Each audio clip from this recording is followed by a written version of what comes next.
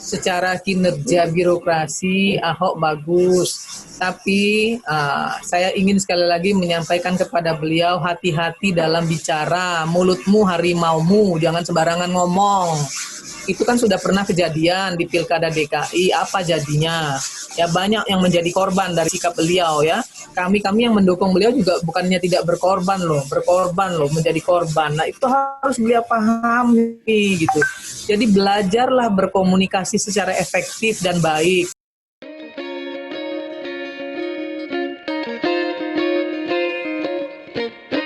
Halo para netizen dan penonton setia Tagar TV, terima kasih untuk tetap bersama dengan kami.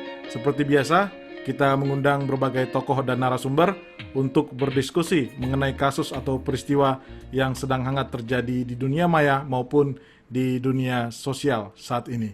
Nah, kali ini kita akan berdiskusi dan mewawancarai seorang narasumber mengenai kasus dari ributnya Ahok atau Basuki Cahayapurnama mengenai kisruh di Pertamina, membahas tentang posisi beliau di komisaris, kemudian ada direksi-direksi yang dianggap tidak takut kepada komisaris, dan bahkan bicara tentang utang Pertamina dan holding BUMN. Nah, kali ini kita beruntung, kita sudah mengundang salah satu narasumber yang selalu bersama dengan Tagar TV memberikan opini-opini dan pendapatnya yang luar biasa. Siapa lagi kalau bukan Bu Irma Suryani Caniago.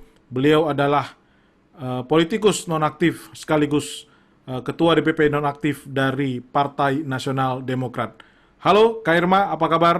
Halo, Assalamualaikum warahmatullahi wabarakatuh. Selamat pagi netizen, selamat pagi Tagar ID. Waalaikumsalam Kak Irma. Terima kasih tetap mau kita undang di acara kita. Selalu untuk Tagar dan untuk rakyat Indonesia. Siap Kak. Kak, kita mulai saja. Nah, ini kan BTP sudah belak-belakan menyampaikan mengenai dalamnya kondisi dari Pertamina. Ya, mulai dari komisaris yang disebut bukan pengawas, kemudian ada direksi yang katanya takut ke komisaris, bahkan bicara lagi utang Pertamina yang katanya semakin menumpuk dan menumpuk. Nah, gimana menurut Kak Irma sendiri? Ada apa sebenarnya dengan BTP ini? Yang pertama tentu Ahok harus berkaca pada dirinya sendiri. Berkaca kepada kemampuannya sendiri sebagai komisaris utama. Jangan selalu menyalahkan orang lain. Sebagai komisaris utama, kan komisaris itu kan bicaranya strategi. Ya, bukan operasional. Dia bicara strategi itu yang harus dia paham dulu. Nah, strategi seperti apa yang sudah disampaikan, yang sudah diberikan Ahok kepada Pertamina untuk bisa membawa Pertamina menjadi lebih baik ke depan.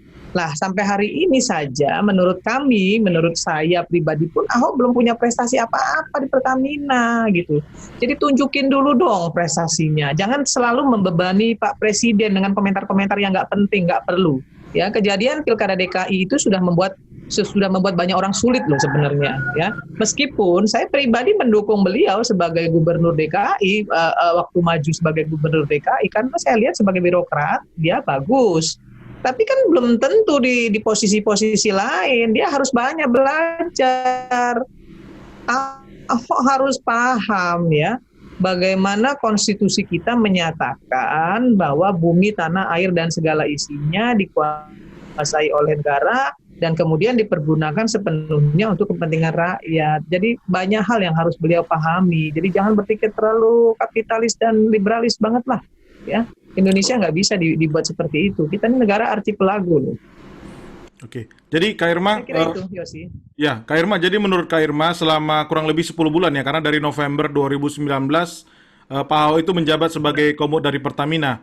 Jadi belum ada signifikan yang dilakukan oleh Pak Ahok di Pertamina ya, karena laporan terakhir untuk sampai Juni 2020 itu kan Pertamina merugi 11 triliun rupiah, Pak. Lah, makanya saya bilang tugas komisaris itu kan ya mengatur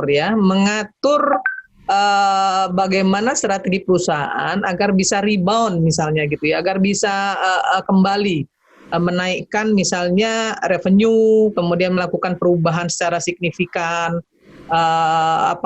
misalnya biaya-biaya yang nggak penting dan lain sebagainya. Lah, kok bisa yang namanya komisaris utama nggak bisa melakukan apa-apa? Berarti kan dia nggak mampu.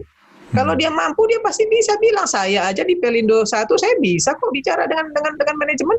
Saya tegas mengatakan di Pelindo 1, saya nggak mau loh yang namanya komisaris yang direktur misalnya ada pengajuan direktur baru di anak perusahaan, kemudian itu diusulkan kepada kami tolak. Kita bilang kita asesmen dulu ulang. Kita nggak mau menerima kucing dalam karung. Karena apa?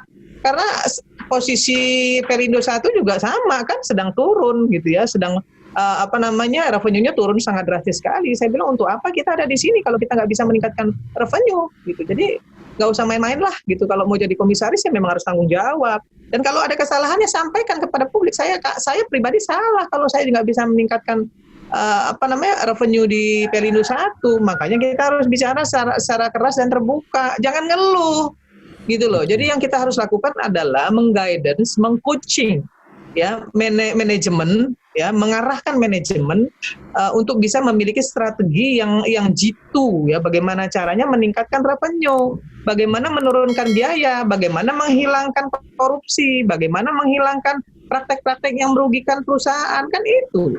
Masa sebagai komisaris nggak bisa? Nggak benar lah itu. Jadi fungsinya ada dua, sebagai komite audit dan juga sebagai komite numerisasi gitu.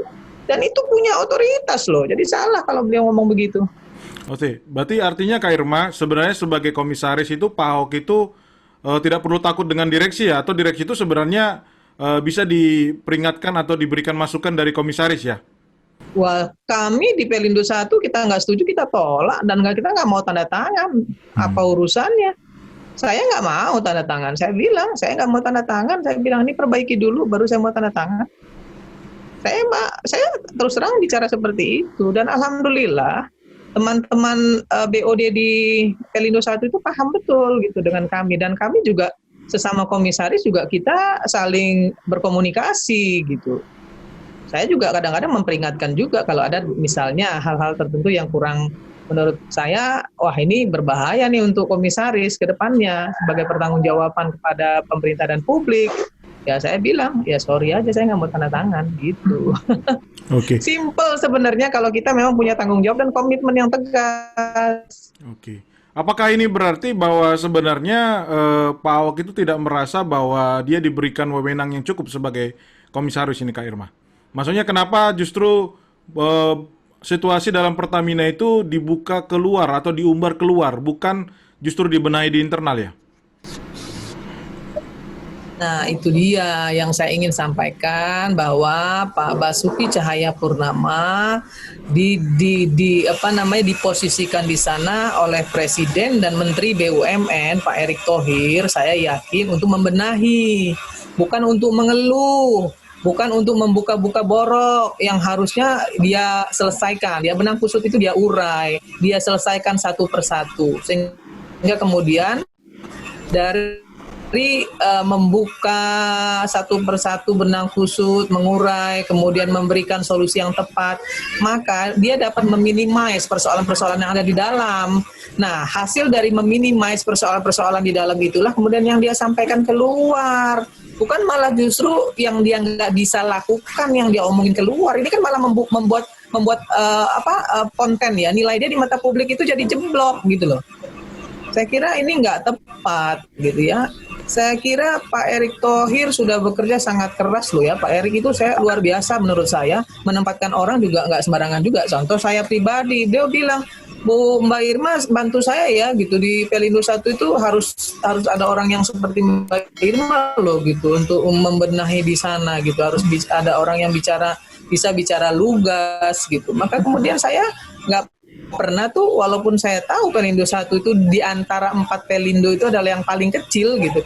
Apa kemudian saya merasa ini nggak pas buat saya, walaupun mungkin ini nggak pas karena mungkin saya pernah di Pelindo 2 yang cakupan kerjanya sangat luas. Saya pikir ini tantangan buat saya untuk saya bisa membenahi gitu. Jadi nggak perlu kita bilang bahwa ini karena itu karena ini. Ya kita benahilah, kita berikan prestasi kerja dulu, kemudian baru kita sampaikan hal-hal yang menurut kita harus kita benahi. Jangan justru yang nggak bisa kita lakukan kita omongin ke publik gitu loh. Iya. Nggak bisa kita lakukan sebagai komisaris, orang kita punya otoritas. Oke. Netizen ada juga ternyata ini Kak Irma yang memuji karena dianggap membuka masalah di Pertamina. Jadi melihat ini sesuatu yang dibuka, kebobrokan yang selama ini ditutupi. Tapi kalau menurut Kak Irma sendiri, apakah ini yang dilakukan oleh Pak Ahok ini sekedar pencitraan? Ya gini loh, kalau itu bukan pencitraan, maka harus ada solusi gitu loh ya. Dia bilang bahwa ini Pertamina ada masalah besar, tapi saya sudah melakukan A, B, C, D, E sehingga Pertamina sekarang menjadi lebih baik. Nah itu yang itu bukan pencitraan, itu kerja, itu kinerja namanya. Tapi kalau cuma ngomongin kebobrokannya saja tidak pernah dan tidak melakukan apapun untuk Pertamina, terus apa dong? Saya selalu mengingatkan Pak Basuki Cahayapurnama, kasihan presiden itu sudah melangkah 7 langkah ke depan atau 3 langkah ke depan, tapi pembantu presiden ini menurut saya sampai hari ini tuh ngintilinnya tuh nggak secepat langkah presiden. Itu yang saya kadang-kadang ya kasihan juga dengan Pak Presiden itu. Oke, tidak hanya bicara soal Pertamina, Kak Irma. Pak Ahok juga bicara soal Kementerian BUMN yang menurutnya lebih baik dihapus lalu diganti dengan holding semacam Temasek yang di Singapura. Sebenarnya menurut Kak Irma pantas nggak sih sebenarnya Pak Ahok ini bicara soal Kementerian BUMN yang notabene kan sebenarnya atasan dari Pak Ahok ya? Ya inilah yang dari dulu saya selalu sampaikan. Secara kinerja birokrasi Ahok bagus, tapi saya ingin sekali lagi menyampaikan kepada beliau hati-hati dalam bicara, mulutmu harimaumu, jangan sembarangan ngomong. Itu kan sudah pernah kejadian di Pilkada DKI, apa jadinya? Ya banyak yang menjadi korban dari sikap beliau ya. Kami yang mendukung beliau juga bukannya tidak berkorban loh menjadi korban. Nah itu harus beliau pahami gitu. Jadi belajarlah berkomunikasi secara efektif dan baik gitu ya. Jangan asal ngomong.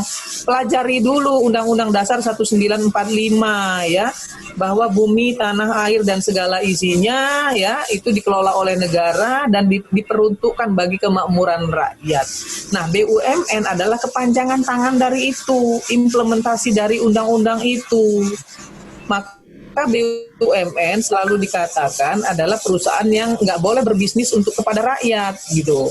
Tapi nggak boleh juga kemudian BUMN rugi terus-menerus gitu ya. Rugi nggak boleh. BUMN harus untung karena dia untuk kepentingan rakyat. Nah, maka kemudian Pak Erick Thohir berusaha memperbaiki ini. Walaupun memang nggak gampang, tapi dia lakukan secara terus-menerus, pelan-pelan. Ya beliau nggak ngeluh, nggak pernah mengatakan bahwa BUMN ini bobrok, BUMN itu bobrok, BUMN ini bobrok, nggak pernah. Beliau perbaiki step by step. Nggak gampang memang, harus seperti kita menarik rambut dalam tepung gitu ya. Jadi rambutnya tertarik tapi tepungnya tidak berserak-serak. Kan itu yang dilakukan Erick. Nah harusnya Ahok itu berkaca pada Erick gitu loh dalam menangani suatu persoalan. Nah makanya saya bilang tadi Ahok belum punya pengalaman bisnis, sementara Pak Erick sudah punya pengalaman bisnis yang luar biasa. Belajar gitu loh. Jangan kemudian asal ngomong kemudian justru malah memukul sahabat sendiri misalnya begitu, kan itu juga nggak baik. Ya. Menurut Kak Irma, kalau ribut-ribut seperti ini dan justru membuat masalah baru kepada Presiden Jokowi maupun Kementerian BUMN, dalam hal ini adalah Pak Erick Thohir, apakah sebaiknya Ahok dicopot aja dari jabatannya atau bagaimana Kak Irma? Kan sebenarnya begini ya, saya tuh kan orangnya nggak mau mencampuri ya, itu hak prerogatifnya Pak Erick, juga hak prerogatifnya Presiden. Tentu Pak Erick dan Presiden yang jauh lebih tahu apa yang harus dilakukan. Nah, saya sebenarnya pertama ketika Ahok diminta menjadi komisarisnya Pertamina, saya memberikan apresiasi karena saya pikir akan ada gebrakan-gebrakan. Ternyata sampai hari ini saya tidak melihat melihat ada gebrakan apapun gitu. Yang saya dengar hanya apa ya, keluhan, tapi prestasinya nggak ada. Nah, kalau seperti ini wajar juga kalau misalnya kawan-kawan di DPR seperti Andri Rosiadi dan lain sebagainya, karena yang diperlihatkan bukan prestasi gitu. Nah, tolonglah jangan membebani presiden ya. Saya pribadi nih Yosi kan tahu ya di Pilpres saya sebagai jubirnya Jokowi Ma'ruf, saya pasang badan loh, tapi bukan untuk apapun gitu, untuk NKRI gitu, karena saya nggak mau NKRI ini pecah belah. Nah, persoalan nanti saya mau jadi apa itu bukan urusan saya, urusan Allah Subhanahu Wa Taala, nggak ada urusan dengan itu. Maka nggak usah lah berpikir mau pengen jadi A, pengen jadi B, pengen jadi C gitu kan. Inilah wise saja lah gitu, dan lakukan fungsi kita sebagai warga negara dengan baik, bantu presiden gitu, jangan bebani presiden dengan hal-hal yang nggak penting, kasihan beliau gitu ya sih. Ya betul Kak Irma, kami juga melihat perjalanan Kak Irma terutama pada waktu pemilu kemarin, di mana Kak Irma akhirnya pun tidak bisa fokus untuk persiapan di legislatifnya ya kemarin ya, karena banyak waktu tersita untuk pemilu kemarin ya.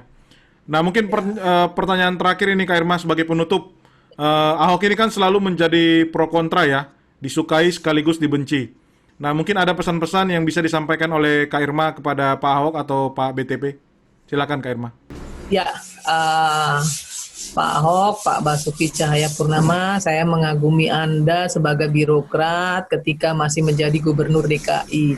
Saya juga ikut merasakan bagaimana DKI itu menjadi bersih, menjadi teratur, dan baguslah. Dan tatanan kotanya juga menarik. Dan saya lihat itu berhasil.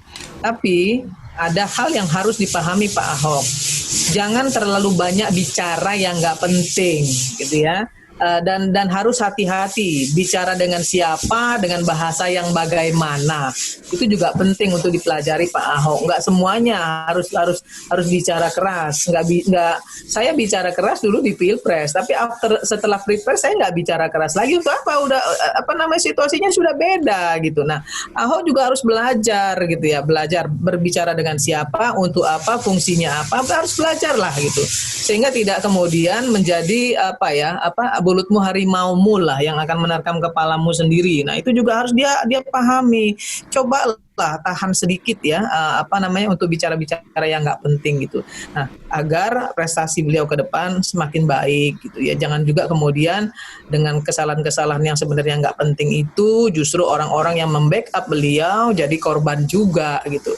Terutama Pak Presiden ya, Pak Erick Thohir gitu yang sudah mempercayakan beliau gitu. Jangan dipercaya kemudian malah memukul. Nah, itu juga nggak fair dong gitu ya. Harusnya beliau memperbaiki narasi-narasi yang ingin disampaikan ke publik agar kesalahan-kesalahan masa lalu terkait dengan bagaimana bisa berkomunikasi secara efektif ya bisa membuat beliau menjadi semakin bijak ke depan.